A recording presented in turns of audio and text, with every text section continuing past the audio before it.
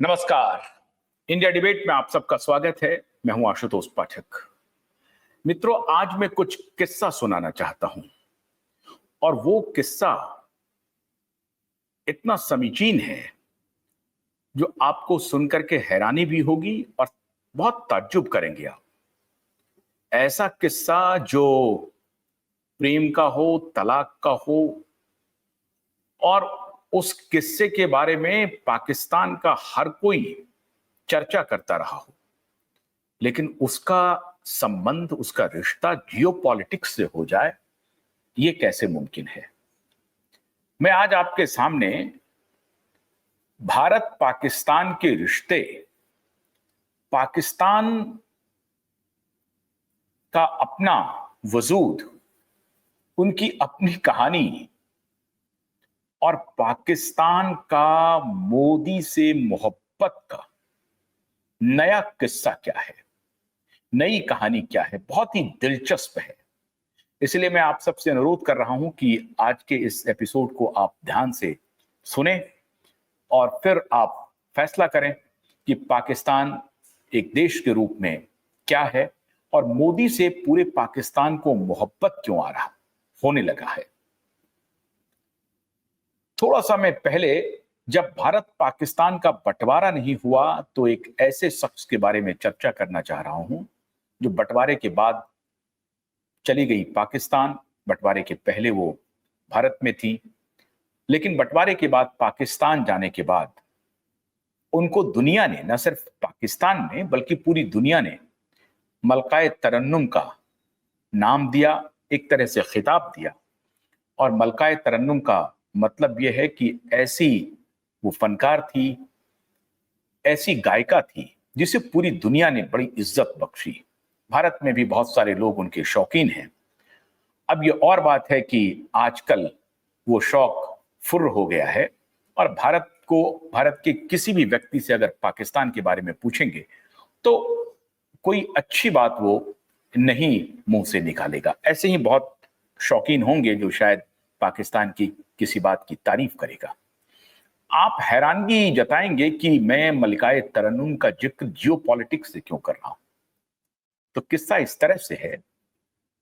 मलकाए तरन्नुम की कई शादियां हुई और एक ऐसी फनकार थी जो खुद शादी करती थी, अब तोड़ती थी शादी को। एक महिला होकर के उस दौर में इतनी मजबूत इरादे वाली महिला, जिसका न सिर्फ पाकिस्तान में जिक्र होता था बल्कि उस दौर में पूरे साउथ एशिया में उनकी चर्चा होती थी। भारत में तो चर्चा होती ही थी। ऐसी फनकार थी मलकाए तरन्नुम नूरजहां। नूरजहां का क्या मतलब होता है, आप में से अधिकतर दर्शक जानते होंगे। बेहद खूबसूरत थी, खूबसूरत के साथ साथ बेहतरीन अदाकारा थी। उस दौर में नूरजहां एक गाने का 5,000 रुपया लेती थी। लेकिन किस्सा यह है कि जब वो भारत एक दफा आई और यहाँ की जो स्वर साम्राज्ञी थी, स्वर कोकिला थी, मां सरस्वती साक्षात लता मंगेशकर से मिली, तो लता जी ने उनसे पूछा कि आप कितना पैसा लेती हैं एक गाने का। तो उन्होंने कहा कि हम 5,000 रुपए लेते हैं। अपने हिसाब से ये बहुत महंगी कलाकार थी। लता जी ने इन्हें कहा कि महज 5,000 रुपए लेती हैं, मैं तो यहाँ 25,000 लेती हूं। उसके बाद जब मलकाए तरन्नुम पाकिस्तान लौटी तो उन्होंने फौरन अपना फीस 5,000 से 25,000 कर दिया। अब 20 से 25 करे तो बात बनती है, लेकिन 5 से 25 कर दे, ये तो बहुत ही मुश्किल बात थी। किसी के लिए ये पचाने लायक बात नहीं थी। तो जो भी म्यूजिक डायरेक्टर थे, जो भी प्रोड्यूसर थे फिल्म के, वो कहने लगे कि मुहतरमा ये आप क्या कर रही हैं, आप 5 से 25 कर दिया है। इन्होंने कहा कि देखो भाई, हमको आपने मलकाए तरन्नुम कहा है और पूरी दुनिया मेरे फन के सामने में अपना सर झुकाती है। आप मुझे 5 से अगर 25,000 नहीं दोगे तो मैं आपके लिए गाना नहीं गाऊंगी। क्यों? क्योंकि भारत में जो वहां की सबसे मशहूर फनकार हैं लता मंगेशकर, वो 25,000 रुपए लेती है एक नगमे का। खैर, झक मार करके पाकिस्तान के सारे प्रोड्यूसर डायरेक्टर को उनकी ये बात माननी पड़ी, क्योंकि नूर जहां को रिप्लेस करना मुश्किल था। नूर जहां का मतलब होता था कि हर गाना सुपरहिट ही होना है। ऐसा बमुश्किल कोई उनका गाना था जो फ्लॉप हुआ हो। तो नूर जहां उस दौर की ऐसी फनकार थी, ऐसी गायिका थी, इसीलिए उन्हें पाकिस्तान ने मलकाए तरन्नुम कहा। ये तो एक हिस्सा है। अब जियो पॉलिटिक्स की बात मैं क्यों कर रहा हूं, मोदी से पाकिस्तानियों की मोहब्बत का नया राग क्यों है, वो बहुत दिलचस्प है। असल में नूरजहां का पहला तलाक हो रहा था। अदालत लगी हुई थी। उस जमाने के बहुत ही मशहूर एडवोकेट थे मौलवी मुश्ताक चौधरी। अब मौलवी मुश्ताक को यह गुरूर हो रहा था कि आज मैं नूरजहां के पति शौकत अजीज रिजवी के लिए खड़ा हो रहा हूं अदालत में, और ये जो लड़ाई है तलाक की, वो चौधरी शौकत अजीज रिजवी जरूर जीत जाएंगे। तो मौलवी मुश्ताक को लग रहा था कि हम अदालत में जाएंगे और अपना तर्क देंगे और ये फैसला हमारे पक्ष में आएगा और नूरजहां का तलाक तो होगा। लेकिन जब मुश्ताक की दलील के बाद शौकत अजीज रिजवी के पक्ष में फैसला आएगा, तो दूसरे दिन के अखबार मेरे नाम से और मेरी तस्वीर से पूरी तरह से पटा होगा। ये मौलाना मुश्ताक मनी मन सोच रहे थे। अदालत की कार्रवाई शुरू हुई। इनके वकील ने कहा कि नूरजहां के वकील ने कहा कि मुझे इस शख्स के साथ नहीं रहना, मुझे फौरन तलाक चाहिए। मतलब शौकत अजीज रिजवी एक मशहूर प्रोड्यूसर डायरेक्टर थे, उनके साथ नहीं रहना, वो उनके हस्बैंड थे। उनके वकील ने कहा कि हमारी जो क्लाइंट हैं वो उनके साथ नहीं रहना चाहती है, बल्कि उन्होंने खुद ही आर्गुमेंट किया नूरजहां ने कि मुझे अपने इस पति के साथ नहीं रहना है, ये मेरे लायक नहीं है, ये ऐसा मर्द नहीं है जिसके साथ मैं अपनी जिंदगी गुजार सकूं। अब इतना कहना था कि मौलवी मुश्ताक खड़े हुए, जो शौकत अजीज के वकील थे। उन्होंने कहा कि मिलॉर्ड, अब ये महिला इस तरह की बात कर रही है बड़ी अदालत में, और ये कहती हैं कि चौधरी शौकत अजीज रिजवी इनके लायक नहीं है, इनको कोई शर्म नहीं आ रही है। और फिर उन्होंने कहा कि जरा इनसे पूछिए कि अपने शौहर के साथ रहने वाली इनके बच्चों की मां नूरजहां रात में एक नौजवान को बुला करके क्या गुल खिलाती हैं, और वो नौजवान कोई मामूली नौजवान नहीं है। वो नौजवान 1952 में जिन हाथों से पाकिस्तान के लिए शतक बनाया था, वो नौजवान जो भारत के खिलाफ खेल करके शतक लगाया था, उनके साथ ये क्या गुल खिलाती हैं। और इनको शर्म आनी चाहिए कि वो ये बात कह रही हैं कि मैं शौकत अजीज रिजवी के साथ रहना नहीं चाहती, या ये मर्द, ये शौहर मेरे लायक है नहीं, इन्हें शर्म आनी चाहिए। इनकी दलील के बाद तो पूरा अदालत सन्न हो गया और लगा मौलाना मुश्ताक के इस दलील के बाद तो मिलॉर्ड सीधा फैसला देंगे और इनके खिलाफ में फैसला देंगे, और ये जो तलाक लेना चाह रही हैं तो इनको तो पहले इनकी मजम्मत होगी, इनकी मुखालफत होगी और बड़ी किरकिरी होगी। थोड़ी देर के लिए अदालत में सन्नाटा छा गया। लेकिन अब बारी थी मलकाए तरन्नुम की, नूरजहां की। उन्होंने अपने वकील को कहा कि आप बैठिए, मैं कुछ बोलना चाहती हूं। फिर मलकाए तरन्नुम ने कहा कि वकील साहब से मिलॉर्ड जरा पूछें कि जब मैं एक नए नौजवान के साथ घर में क्या कर रही हूं, कमरे में क्या कर रही हूं, मैं वही कर रही थी जो कभी चौधरी शौकत अजीज रिजवी जब मुझे बुलाते थे, जब मैं उन्हें घर बुलाती थी, तो जब मैं उनके साथ जो करती थी वही मैं कर रही थी। इसके बाद अदालत पूरी तरह से शांत हो गया। फिर मौलाना मुश्ताक ने कहा कि बात इतने पर नहीं बीती है मिलॉर्ड। वो लड़का वो नौजवान जिन्हें मलकाए तरन्नुम अपने घर में बुलाती थी और उनके साथ ना जाने क्या करती थी, जब वो सरेआम पकड़ाया तो वो दौड़ करके अपने छत पे चला गया, उस घर के छत पे चला गया और छत से उन्होंने छलांग लगा दी। और छलांग लगाने के बाद उस नौजवान का दाहिना बाजू टूट गया। और दाहिना बाजू टूटने के बाद वो पूरी जिंदगी एक ऐसे क्रिकेटर, एक ऐसे मशहूर क्रिकेटर जिनकी जिंदगी तबाह हो गई, खत्म हो गई, और उससे हमारे देश का बड़ा बुरा हुआ। और हम एक बेहतरीन क्रिकेटर को खो दिया, उनकी जिंदगी इन्होंने तबाह कर दी। वो अपनी हाथ तुड़वा लिया है, और वो शख्स और कोई नहीं था। बाद में आपने जाना होगा, जो क्रिकेट के शौकीन हैं, मुदस्सर नजर, उनके पिताजी थे नजर मोहम्मद। मुदस्सर नजर के पिता, मुदस्सर नजर के बारे में आप सभी जानते होंगे, जो 90s में अगर आपने या 80s में आपने क्रिकेट को का लुत्फ उठाया हो तो मुदस्सर नजर को जरूर जानते होंगे। मुदस्सर नजर के पिता थे नजर मोहम्मद। उन्होंने छत से कूद करके अपनी हाथ तुड़वाई थी, और वही वो शख्स थे जो मलकाए तरन्नुम के साथ रात रंगीन कर रहे थे। और इसी की दलील शौकत अजीज रिजवी के वकील मौलाना मुश्ताक दे रहे थे।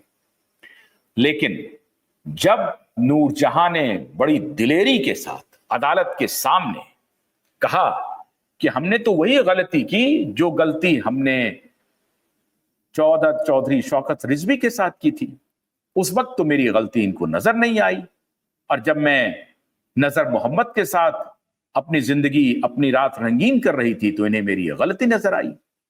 ये कैसे हो सकता है? बेबाकी से नूरजहां ने अपनी गलती को इस तरह से रखा कि अदालत सन्न रह गई, और अदालत को लगा कि क्या करना चाहिए। वो फैसला नूरजहां के पक्ष में आया। अब देखिए कहानी, फैसला नूरजहां के पक्ष में आया और कहा कि साहब ये इतनी दिलेरी से अब ये बात कहती हैं, और चौधरी शौकत रिजवी बड़े शर्मसार हुए। उन्होंने कहा कि साहब इस महिला का हम क्या करें, जो मलकाए तरन्नुम थी, जो मशहूर फनकारा थी, मशहूर गायिका थी। अब पाकिस्तानी कहते हैं कि नूरजहां तो लता मंगेशकर से भी आगे थी। ये नूरजहां का दलील है अदालत में, जो खुद जिस पर उनको शर्मिंदा होना चाहिए था वो शौकत रिजवी के बच्चे की मां थी, लेकिन नूरजहां नजर मोहम्मद के साथ रातें रंगीन कर रही थी। अब मैंने नूरजहां का जिक्र क्यों किया, मैंने नजर मोहम्मद का जिक्र क्यों किया? मित्रों, ये पाकिस्तान है, ये बेशर्मी की एक बहुत बड़ी मिसाल है। इन्हें शर्म नहीं आती है किसी बात पर, जिस पर इनको पूरी दुनिया में शर्मिंदा महसूस होना चाहिए, ये उसी शर्म को अपनी ढाल बना लेते हैं। अब जैसा मैंने आपको कहा कि अभी भारत के प्रधानमंत्री उस एयरपोर्ट पर पहुंचे जिस एयरपोर्ट को तबाह करने की पूरी अपना प्रोपेगेंडा, अपना झूठ पाकिस्तान ने फैलाया। बेशर्मी देखिए।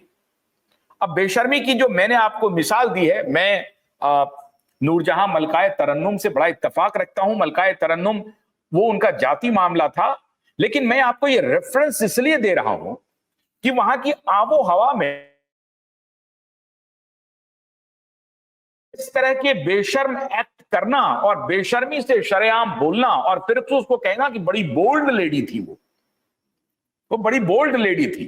मतलब शर्म और हया पाकिस्तान की मिट्टी में, पाकिस्तान की हवा में है ही नहीं।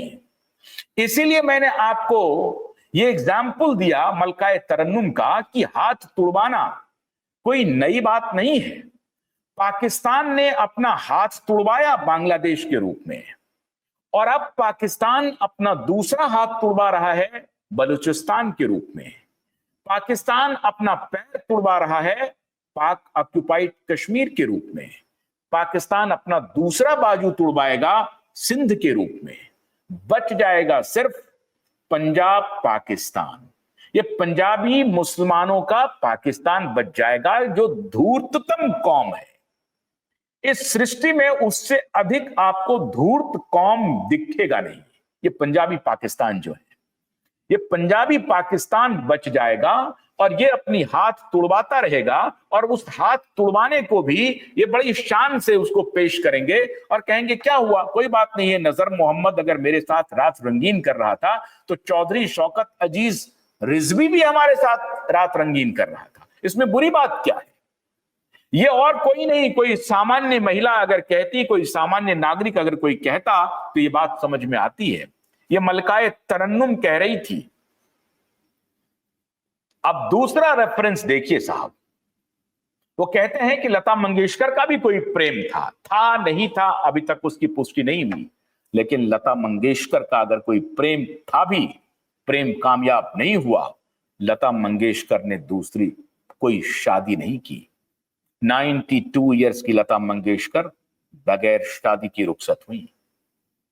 इसको कहते हैं शर्म, इसको कहते हैं हया, इसको कहते हैं मिट्टी की खुशबू, इसको कहते हैं आप जिस फजा में रहते हैं उसका पूरा स्वरूप। यह है भारत और पाकिस्तान। इसीलिए पाकिस्तानी, ये बेशर्म पाकिस्तानी, इनको कोई शर्म नहीं है, और इसलिए मैंने आपको मलकाए तरन्नुम का एग्जाम्पल दिया कि और कोई सामान्य रूप से कोई महिला होती है, ऐसे राह चलते हुए कोई महिला होती है, उसकी अदालत के आर्गुमेंट को मैं आपके सामने रखता तो शायद आप उसको जियोपॉलिटिक्स से कोरिलेट नहीं कर पाते। तो पाकिस्तान अपनी पैर और हाथ जैसे नजर मोहम्मद के रूप में तुड़वाता रहा है और बेशर्मी से तुड़वाता रहा है। अब आप सोचिए कि वो रंगे हाथों पकड़ा गया नजर मोहम्मद, उसके बाद वो दौड़ करके छत से छलांग लगा दिया और अपनी हाथ तुड़वा लिया और अपनी पूरी कैरियर तबाह कर ली। किस लिए भाई? कोई भारत पाकिस्तान में खेल हो रहा था और कोई चोट लगी इसलिए नहीं, भैया भारत पाकिस्तान के युद्ध में वो उनका हाथ टूट गया इसलिए नहीं, वो कुकृत्य की वजह से, कुकृत्य से, बेशर्मी से बचने के लिए अपनी हाथ तुड़वा लिया और वो बचे नहीं और उनकी बेशर्मी पूरी दुनिया के सामने आ गई। अब फर्ज कीजिए वो नजर मोहम्मद और वो उनके लड़के क्या सोचते होंगे। उनके लड़के जब ये सोचते होंगे तो कई बार उनको लगता होगा कि ये क्या हो रहा है, कैसा हमारा देश है पाकिस्तान, और कई बार अपने दोस्तों के साथ मुदस्सर नजर क्या बात करते होंगे अपने पिता के बारे में। लेकिन उसको भी वहां के लोग कहते, बड़ा चढ़ा करके बोलते हैं, बड़ी बोल्ड लेडी थी मलकाए तरन्नुम, उन्होंने 3 शादी की और अपनी मर्जी से की, उनको कोई इस बात का मलाल नहीं था। आप शादी करने का, भाई ये बात सही है कि खाली मर्दों को हक नहीं है, महिलाओं को भी हक है, उस लिहाज से तो बड़ी बोल्ड लेडी थी, मैं बड़ी तारीफ भी करता हूं। लेकिन मैं उस वाक्य का आपको जिक्र इसलिए किया कि पाकिस्तान अपने पैर और हाथ तुड़वाए व्यक्ति के रूप में और अपने भूगोल के रूप में, ये उनकी पुरानी आदत है।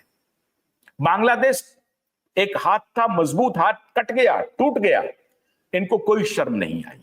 उसके बाद भी ये लड़ाई 1999 में थोप दिया, वहां भी ये पिटे, नहीं शर्म आई। और अब बलूचिस्तान ने डिक्लेयर कर दिया। बलूचिस्तान के लोग कह रहे हैं कि भारत के प्रधानमंत्री ही हमारे प्रधानमंत्री हैं, नरेंद्र मोदी ही हमारे प्रधानमंत्री हैं। सिंध, पाक ऑक्युपाइड कश्मीर और बलूचिस्तान जो अभी पाकिस्तान का हिस्सा है, इनका प्रेम बेइंतहा उमड़ रहा है हमारे देश के प्रधानमंत्री नरेंद्र मोदी के लिए। अब ये मोहब्बत जो है परवान चढ़ रहा है। परवान क्यों चढ़ रहा है साहब? क्योंकि नरेंद्र मोदी ने डिसिसिव स्टेप ले लिया। नरेंद्र मोदी ने कहा कि अगर तुम एक मारोगे हम तुम्हारी 100 मारेंगे। और एक और खबर मैं आपको आज अभी बता रहा हूं, जो अंतर्राष्ट्रीय बिरादरी इस पर चर्चा कर रही है कि पाकिस्तान की जो न्यूक्लियर ब्लैकमेल थी, जिसके बारे में भारत के प्रधानमंत्री ने अपने संबोधन में कहा कि भारत अब न्यूक्लियर ब्लैकमेलिंग के चक्कर में नहीं पड़ेगा, तुम्हारे किसी ब्लैकमेल में भारत नहीं आएगा। उसका तात्पर्य क्या था? भारत के प्रधानमंत्री ने तो स्वीकार नहीं किया, भारत के एयरफोर्स ने भी स्वीकार नहीं किया, अधिकृत रूप से भारत स्वीकार नहीं कर रहा है। लेकिन अंतर्राष्ट्रीय बिरादरी की नजर है कि पाकिस्तान में जो अटैक हुए हैं उसमें बहुत गहरा धक्का लगा है पाकिस्तान को। वो एयरबेस खत्म हो गया जो उनके न्यूक्लियर रिएक्टर, न्यूक्लियर जो हब था उसके बहुत आसपास है और कहा जा रहा है कि उनके एंट्री और एग्जिट पॉइंट पे कुछ नुकसान हुआ है। इसकी पुष्टि ना तो हमारी सरकार कर रही है, ना भारत का कोई इंटेलिजेंस कर रहा है, लेकिन दुनिया के जो इंटेलिजेंस एजेंसी हैं उनका कहना है कि पाकिस्तान अगर घुटने पर आया है उसके पीछे ये सबसे बड़ा कारण था कि पाकिस्तान को इस बात का एहसास हो गया था कि भारत कभी भी उसके न्यूक्लियर ठिकाने को ध्वस्त कर सकता है। और इसलिए पाकिस्तान को लगा कि अब हमारे पास कोई चारा नहीं है, हम नहीं बच पाएंगे, हमें भारत के दरवाजे पर दस्तक देनी ही पड़ेगी और मोदी से हाथ जोड़ करके कहना पड़ेगा कि मोदी जी हमें बचा लीजिए। ये तो बचाने की बात उनका प्रशासन कर रहा है, लेकिन सामने आकर के नकल कर रहा है, सामने आकर के वैसा ही चश्मा पहन रहा है जैसा मोदी पहन रहे हैं, वैसा ही कैप लगा रहा है जैसा मोदी लगा रहे हैं, उसी तरीके से वो अपने सैनिकों के बीच जाकर के भारत के खिलाफ नारेबाजी कर रहे हैं। हमारे देश के प्रधानमंत्री भारत जय की नारेबाजी कर रहे हैं, लेकिन वो भारत मुर्दाबाद की नारेबाजी कर रहे हैं। तो ये है पाकिस्तान। इसलिए मैंने आपको मलकाए तरन्नुम का वो जिक्र किया कि वो हाथ तुड़वाने की आदत अभी गई नहीं है।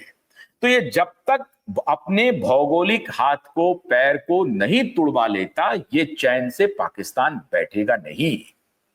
बलूचिस्तान ने तो कह दिया कि हमारे देश के प्रधानमंत्री भी नरेंद्र मोदी ही हैं। सिंध और पाक ऑक्युपाइड कश्मीर में बड़ा बवाल चल रहा है। खबर आ रही है कि सिंध से भी, वहां भी पंजाबी पाकिस्तान को लेकर के वो अब खड़े हो रहे हैं। पाक ऑक्युपाइड कश्मीर में हर रोज पाक विरोधी गतिविधि चल रहा है। हर रोज कहीं ना कहीं नारेबाजी हो रही है, कहीं ना कहीं कहा जा रहा है कि हमें आटा नहीं मिल रहा, हमें तेल नहीं मिल रहा, हमें दाल नहीं मिल रहा, हमें महंगाई से गुजरना पड़ रहा है, हम इस देश में रहेंगे नहीं। और इसका नतीजा यह हो रहा है कि हमारे कश्मीर में जो कुछ भी दलाल बैठे हुए हैं वो अब भाग खड़े हो रहे हैं। उनको लग रहा है कि हमारी दाल अब यहां पर नहीं गलेगी। तो कश्मीर की कश्मीरियत जिसके बारे में ये लोग चर्चा कर रहे हैं वो वापस लौट आई है, और वो कश्मीरियत अब भारत की जमहूरियत है, भारत का अपना लोकतंत्र है, भारत का एक ऐसा हिस्सा है जिसके बारे में पाकिस्तान सोचना तो छोड़ ही दे। पाक ऑक्युपाइड कश्मीर पे लगातार भारत सरकार के तरफ से, भारत के विदेश मंत्री के तरफ से लगातार अंतर्राष्ट्रीय फोरम पे, अंतर्राष्ट्रीय सभी देशों को जो क्लियर एंड लाउड मैसेज जा रहा है वो ये जा रहा है कि अगर पाकिस्तान से बात होगी तो सिर्फ और सिर्फ पाक ऑक्युपाइड कश्मीर पे बात होगी, और टेररिस्ट जो उनके यहां छिपे हुए हैं खूंखार, उनको भारत को सौंपने पर होगी और कोई बात नहीं होगी। पाकिस्तान से कोई बात नहीं होगी। ये जो डिसिसिव पॉलिसी है भारत सरकार का, ये खास तरह के मोहब्बत को जन्म दे रहा है, और इसीलिए पाकिस्तानी आवाम को लग रहा है कि एक शेर दिल इंसान के नेतृत्व में भारत आगे बढ़ रहा है। मोदी से मोहब्बत हो रहा है पाकिस्तान को, और ये मोहब्बत शर्मसार नहीं कर रहा है, बल्कि मोदी से मोहब्बत के रूट होते हुए भारत से मोहब्बत पाकिस्तानियों को उमड़ रहा है। और उनको लग रहा है कि 1947 में जो हमने जो गलती की उसे दुरुस्त करने का वक्त आ गया है। आप अचंभित नहीं होइएगा जब सिंध और पाक ऑक्युपाइड कश्मीर स्वयं कहने लगे कि ये पंजाबी पाकिस्तान के साथ हमें नहीं रहना है, ये पंजाबी मुसलमान जो पाकिस्तान को रिप्रेजेंट कर रहा है उसके साथ हमें नहीं रहना है। ध्यान कीजिए, बांग्लादेश टूटा था भाषा के आधार पर, वो एक बहुत महत्वपूर्ण कारण था। बंगाली मुसलमान को ये पंजाबी मुसलमान कोऑप्ट नहीं कर पाए थे, और इसीलिए उनके खिलाफ वो हमेशा रहते थे। वो बंगाल को इसलिए अपने साथ मिला करके चलना चाहते थे, बंगाल मतलब बांग्लादेश, अब उस वक्त ये बंगाल का हिस्सा था, बांग्लादेश को इसलिए वो मिला करके चलना चाहते थे क्योंकि वो भारत को एक्सप्लॉइट कर सके। और आपको याद होगा कि हमारे देश में उस वक्त भी ये खुद गांधी जी कह रहे थे कि आप एक सेफ पैसेज दे दीजिए जो भारत के बीचों बीच बांग्लादेश को जाएगा और वो सेफ पैसेज रहेगा। आप फर्ज कीजिए अगर वो रास्ता बन गया होता तो भारत की छाती पर रोज और भारत के दिल पर रोज वो जूते मार करके निकलता, वो पाकिस्तानी। ये तो भला हो हमारे सरदार वल्लभ भाई पटेल का कि उन्होंने गांधी की बात मानी नहीं और देश ने भी स्वीकार नहीं किया उनके इस दलील को। 55 करोड़ दे दो, भारत को सेफ पैसेज देना चाहिए पाकिस्तान को, ये कहानी उसी वक्त बंद हो गई। तो ये जो बंगाली अस्मिता थी, उसको लेकर के जब बंगाली मुसलमानों ने विद्रोह किया तो बांग्लादेश बन गया। अब बलूची अस्मिता, सिंधी अस्मिता, ये दोनों सर उठा रहा है और पाकिस्तान ऑक्युपाइड कश्मीर तो कश्मीर है ही है, कश्मीरी अस्मिता वहां सर उठा रहा है। तो इन पाक ऑक्युपाइड कश्मीर, बलूचिस्तान और सिंध का जो मोहब्बत है मोदी को लेकर के, वो परवान चढ़ रहा है। तो मोदी ने इस बार, या भारत की सेना ने इस बार, भारत सरकार ने इस बार, भारत के 140 करोड़ लोगों ने इस बार ऐसी इच्छा शक्ति जताई कि पाकिस्तान मिट गया है नक्शे पर से। आप बस इसे समझ लें कि वो नक्शा बना हुआ है, वो नक्शा जो हाथ पैर टूटने की बात मैं कह रहा हूं, वो टूट ही जाना है, वो टूट चुका है। बस इंतजार कीजिए जब भारत अपने यहां बलूचिस्तान का एम्बेसी की घोषणा करेगा और सिंध के भी एम्बेसी की घोषणा करेगा। सिंध तो पता नहीं भारत के, आप कह सकते हैं कि 27वां, 28वां, 29वां, 30वां, 31वां राज्य ही हो जाए। पाक ऑक्युपाइड कश्मीर तो राज्य होना ही होना है। लेह, लद्दाख, जम्मू कश्मीर और पाक ऑक्युपाइड कश्मीर, ये भारत का हिस्सा होना है। तो पाक ऑक्युपाइड कश्मीर को अब आप समझ लीजिए कि it is a matter of days, month, years, बस इसके अलावा कुछ भी नहीं है। क्यों? क्योंकि वहां की जनता का मोहब्बत भारत के लिए उमड़ रहा है, मोदी के लिए उमड़ रहा है। तो कह रहे हैं कि वहां जाते हैं, वहां सुकून से रहेंगे, अच्छे से व्यापार करेंगे, अच्छा खाना पीना खाएंगे। साहब, खाने के लाले पड़ रहे हैं पाकिस्तान में, इसलिए वहां से हिंदुओं का पलायन हो गया। एक तो रिलीजन, एक ऑर्थोडॉक्स रिलीजन के सामने सनातनी को दो चार होना पड़ रहा था और उसके बाद खाने के लाले पड़ रहे थे, तो उन्होंने छोड़ना शुरू किया पाकिस्तान को, इसलिए वहां आबादी भी घट गई। लेकिन उन्होंने मजबूर कर दिया सनातनियों को, हिंदुओं को पाकिस्तान छोड़ने के लिए, यह भी सच है। तो अब जो बलूच, सिंध, पीओके का प्यार उमड़ रहा है भारत सरकार को लेकर के और खासतौर से मोदी को लेकर के, वो मलकाए तरन्नुम की याद हमें दिला गया कि नजर मोहम्मद ने तो अपनी हाथ तुड़वा ली, चौधरी शौकत अजीज रिजवी तो खो बैठे मलकाए तरन्नुम को, लेकिन उनकी ये हाथ तुड़वाने की आदत, पैर तुड़वाने की आदत गई नहीं। और अब भारत बलूच, जैसे बलूच का पैर तोड़ेगा, फिर बलूचिस्तान को तोड़ करके एक पैर तोड़ेगा, सिंध का को तोड़ करके दूसरा पैर तोड़ेगा, पाक ऑक्युपाइड कश्मीर को कब्जा करके पूरा दिल ही ले लेगा, तो पाकिस्तान नक्शे से खत्म हो जाएगा। इसलिए हम दुआ करते हैं कि बलूचिस्तान का मोहब्बत जिस प्रकार से उमड़ रहा है, ये और उमड़े, सिंध और पीओके का भी मोहब्बत उमड़े। भारत की तरफ से तो मोहब्बत का पैगाम इन सब के लिए खड़ा है, उस पंजाबी मुस्लिम पाकिस्तान के लिए बिल्कुल भी नहीं। तो मोदी जी, आपको ये नया मोहब्बत मुबारक हो। हाँ, हम जानते हैं कि हम मलकाए तरन्नुम के साथ वक्त नहीं बिता सकते। बहुत बहुत शुक्रिया, नमस्कार।